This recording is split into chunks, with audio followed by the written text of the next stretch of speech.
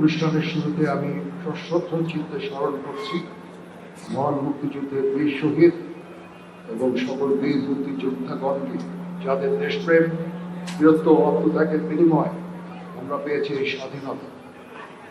আপনাদের সকলকে আমাদের পক্ষ থেকে জানাই সশ্রদ্ধ সালাম। সেই সাথে আমি স্মরণ করছি 2009 সালের 25শে ফেব্রুয়ারিতে নির্মম হত্যাকাণ্ডের শিকার 57 জন বীর সেনা সহ সর্বমোট 74 জন শহীদ এবং জুলাই গণ অভ্যুত্থানের শহীদ সকল যোদ্ধাদের আমি তাদের বিদেয়ী আত্মার মাগফিরাত কামনা করছি। সম্মানিত বীর মুক্তিযোদ্ধাগণ, আপনারা আমাদের দেশের শ্রেষ্ঠ সন্তান, আপনারা আমাদের গর্ব, আমাদের অহংকার। 71-এর এই দিনগুলোতে আপনারা যে সাহসিকতার সাথে শত্রুর বিরুদ্ধে ঝাঁপিয়ে পড়েছিলেন তা ইতিহাস বিরল।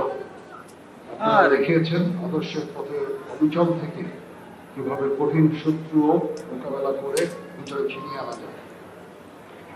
অসীম সাহসিকতার এই দৃষ্টান্ত প্রতিটি বাঙালিকে আজও অনুপ্রাণিত করে চলেছে।